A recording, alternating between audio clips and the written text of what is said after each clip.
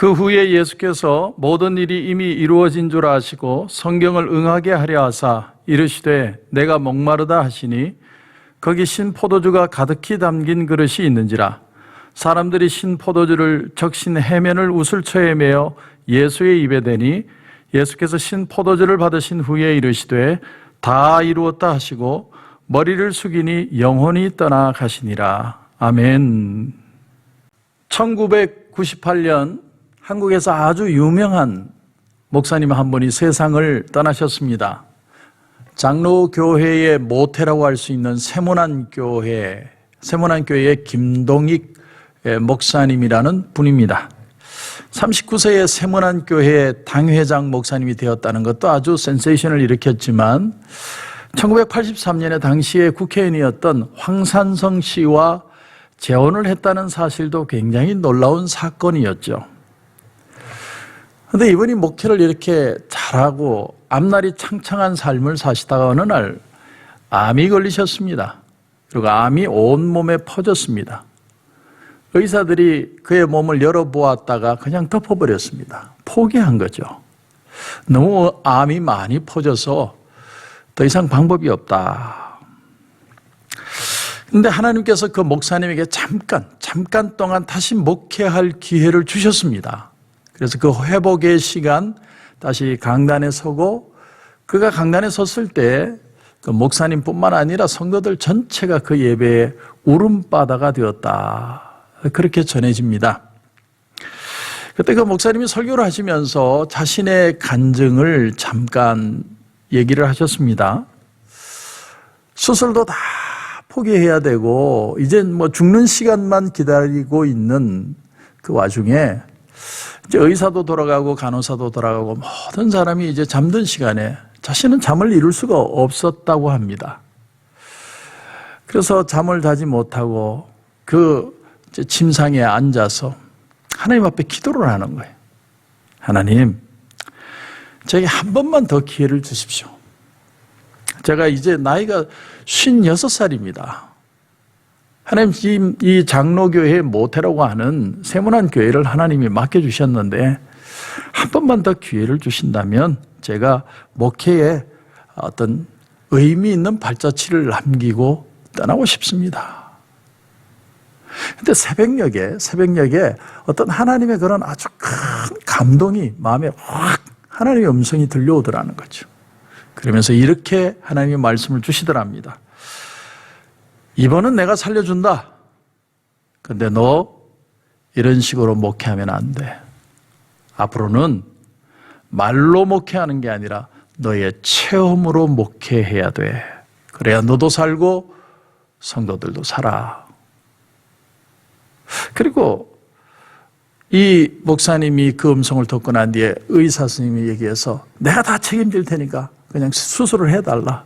콩팥도 제거하고 거의 몸의 내장을 거의 다 제거하고 다시 그 제거된 상태로 목회를 얼마 동안 하시다가 이 세상을 떠나셨습니다.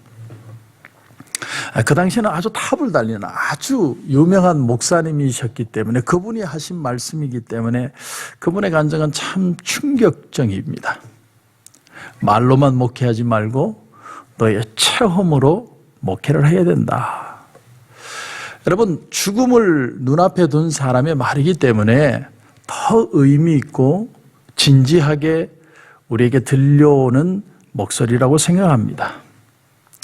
저는 이제 마지막 주를 2020년 우리가 지내면서 이 한 해를 어떻게 마무리해야 될 것인가, 또 다가오는 2021년을 어떻게 바라봐야 할 것인가, 그러면서 오늘 이 본문을 사실은 봅니다. 그래서 이 본문은 참 우리에게 의미가 있는 본문이라고 생각합니다.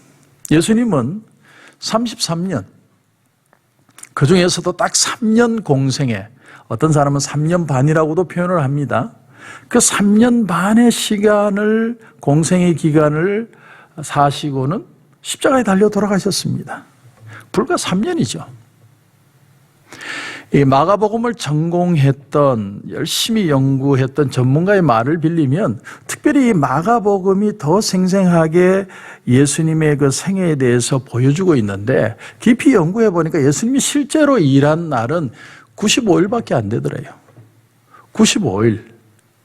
근데 그 95일 일하고 난 뒤에 3년도 짧은데 95일만 일하고 난 뒤에 예수님의 답이 뭐냐면 오늘 말씀에 다 이루었다. 다 이루었다. 그리고 돌아가신 거예요. 이 마지막 말이 참 중요합니다. 마지막에 보면 후회하고 이 세상을 떠나는 사람이 있고, 참 주님의 영광 가운데 이 세상을 떠나는 분이 있습니다. 저는 목사로서 많이 봅니다. 사람은 누구나 다 마지막이 오거든요. 사람은 얼마나 많이 살았느냐가 중요한 게 아니라, 그러므로 얼마나 가치 있게 살았느냐가 참 중요합니다. 내게 다가온 사람들이 한 사람 한 사람이 다 사실은 중요하고 의미 있는 사람들인 것이죠. 근데 주님은 오늘 한마디 말씀을 남기고 이 세상을 떠나신 거예요. 다 이루었다. 95일 사역의 결론이 뭐냐면 다 이루었다. 다 이루었다. 원문대로 하면 다 성취했다, 이런 뜻이. 모든 일을 이루었다라는 거예요. 그동안에 성경의 구약으로부터 있었던 예표, 예언, 무슨 사건, 상징, 모든 일들을 다 십자가 사건 속에, 이 죽음 속에 다 이루었다는 거예요. 여기서 다 성취되었다라는 의미입니다.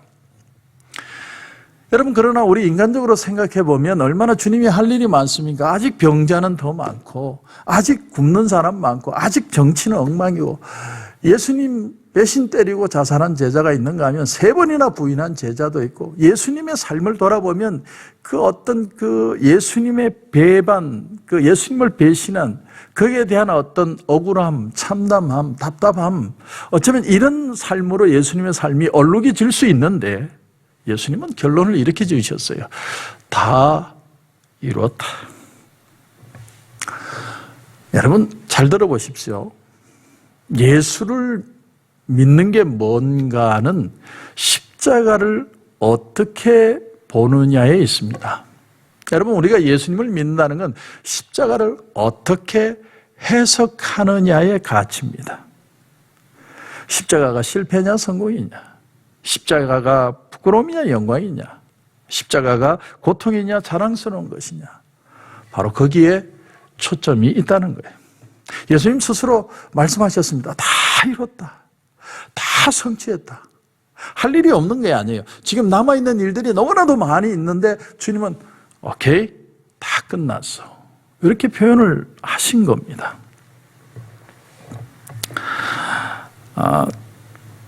지금 십자가에 있고 고통의 십자가를 져야 되는데, 주님이 특별히 여러분 겟세마네 동산에서 여러분 주님의 기도를 기억하십니까? 나의 뜻대로 마옵시고 아버지의 뜻대로 되기를 원하나이다. 다시 말하면 주님의 다 이루었다는 말씀은 어떻게도 해석이 되느냐면, 내가 할 일은 다 했습니다. 이제 남은 몫은 하나님의 몫입니다 라는 의미로도 이해할 수 있다는 거예요.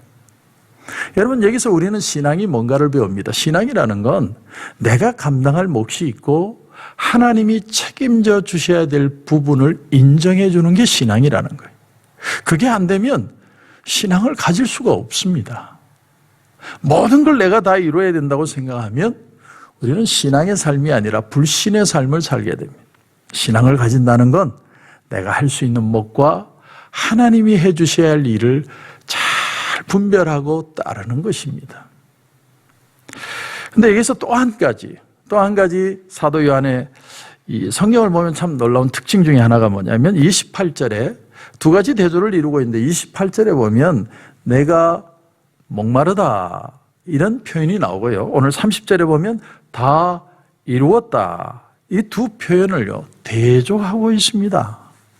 자, 목마르다는 건 육체적인 고통이죠. 그런데 다 이루었다는 건 소원을, 승리의 표현입니다. 소원을 이룬 겁니다. 그런데 왜 사도 요한이 굳이 이 두 표현을 대조하고 있을까? 이게 중요한 겁니다. 당시 사회적인 배경을 좀 알 필요가 있는데, 당시에는 노스틱주의라는 사상이 철학 사상으로 팽배하던, 헬라 철학이 팽배하던 시대였습니다. 노스틱주의가 뭐냐면 눈에 보이지 않는 것, 영적인 것, 정신적인 것은 아름다운 것이고 인간의 육체와 눈에 보이는 것은 다 더러운 것이다라는 이원론적인 생각이 노스틱주의입니다. 다시 말하면 눈에 보이는 건 다 허상이라는 거예요. 다 나쁜 거라는 거죠. 거짓된 것이고 부패해가는 것이고 썩는 것이고 사라지는 것이고 보이지 않는 것만 좋은 겁니다.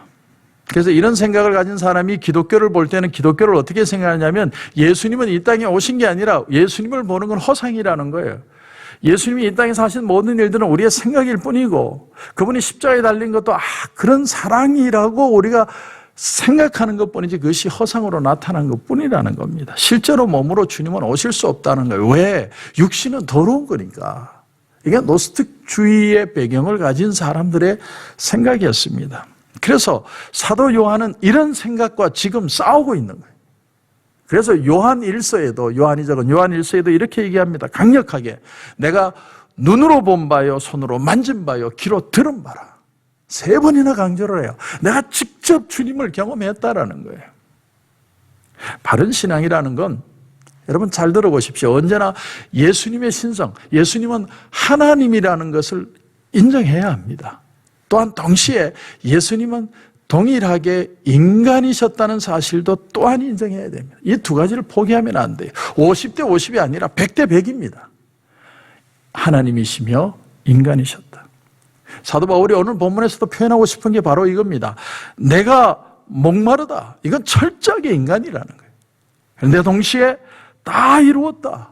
이건 바로 하나님의 하나님 되심을 표현하고 있는 거예요. 그분이 이 땅에 인간으로 오셨지만 하나님의 뜻을 이루고 계시는 모습을 표현하고 있는 거예요. 또한 34절에도 보면 예수님의 옆구리를 찔렀더니 피와 물이 나왔다라는 표현을 통해서 피가 빠지면서 얼마나 주님이 그 탈수 현상으로 목이 마른지를 표현하고 있고 그 목마르다는 말을 주님이 직접 표현했다는 걸 요한이 간증으로 적고 있는 겁니다. 마태는 이 부분을 그냥 흘려 지나쳤지만 요한은 이 부분을 그러지 않고 정확하게 기록했다라는 거예요. 그래서 예수님이 다 이루었다라는 의미를 다시 보게 하는 겁니다.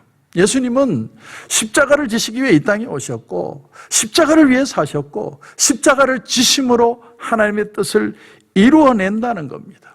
그런데 그 이루어냄이 인간의 모습으로 우리가 인간으로 이 세상을 살면서 내가 할 수 있는 몫이 있고 하나님께 맡길 몫이 있다라는 것을 사도 요한은 동시에 우리에게 표현하고 있는 거예요.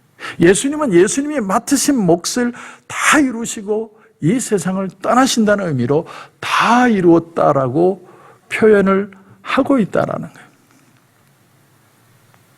여러분 오늘 말씀을 좀 정리합니다. 완성이라는 건 얼마나 진실했고 끝까지 사랑했느냐가 중요한 것이지 얼마나 쟁취했고 얼마나 인정받았느냐가 중요한 게 아닙니다. 여러분 2020년 돌아보면서 아직 우리가 믿음지 않은 거 많죠. 코로나 바이러스 아직 떠나지 않았습니다. 어떤 사람은 한 30년 더 간다고 얘기해요. 그러면 너무 불안하죠. 백신도 못 믿는데 어떤 의사는 백신 94% 그거 거짓말이야. 그거 실제로는 30%밖에 안 돼. 이렇게 말하는 의사도 있어요. 세상 불신 때문에 못 살아요, 우리가. 중요한 건요. 우리가 할 몫이 있고 하나님 앞에 맡겨야 될 몫이 있습니다. 그래서 주님은 다 이루셨다고 말씀한 겁니다. 그랬더니 어떤 일이 일어납니까? 마가의 다락방에 성령이 임하시죠. 그리고 제자들이 뛰어나가서 주의 복음을 증거하고 초대교회의 폭발적인 부흥이 일어나게 되죠. 하나님 앞에 맡길 건 맡겨야 됩니다. 그래야 다 이루었다는 그 성취, 그 만족감이 우리 속에 있는 겁니다. 여러분 신앙이라는 건 그런 겁니다. 그렇게 사는 겁니다. 주님이 그걸 보여주신 거예요. 주님이 이루신 일을 통해 우리는 하나님 앞에 갈 수 있게 됐고 예수 이름으로 당당하게 하나님을 만날 수도 있지만 또한 우리는 하나님 앞에 맡기는 것도 배워야 돼요. 그게 신앙이에요. 그렇게 살아야 2021년을 우리는 소망을 가지고 바라볼 수 있습니다. 고난은 현실적이죠. 그러나 그 고난을 통해 나타날 하나님의 은혜는 비교할 수 없는 겁니다. 그것이 하나님이신 예수님이 이 땅에 우리에게 오셔서 가르쳐 주신 비밀입니다. 그 은혜를 붙들고 승리하시는 저와 여러분이 되시길 주님의 이름으로 축원합니다. 기도드리겠습니다. 하나님 은혜를 감사합니다. 주님은 십자가에 달리셔서 내가 목마르다, 그리고 동시에 다 이루었다, 두 말씀을 다 하신 것을 우리가 보았습니다. 철저하게 인간이면서도 철저하게 하나님이셨던, 그러나 주님의 몫을 감당하시고 나머지는 하나님 앞에 맡기는 그 믿음의 모습을 우리에게 본으로 보여주셨습니다. 우리가 2020년을 보내면서 우리의 마음에 묵은 불신과 믿음지 않은 것과 염려하는 것과 두려워하는 것들의 마음들이 다 떠나가게 하시고 하나님 앞에 맡길 줄 아는 그런 신앙이 되게 하여 주시옵소서. 오늘도 기도하는 가운데 하나님 큰 은혜 주실 줄 믿고 예수님의 이름으로 기도드립니다. 아멘.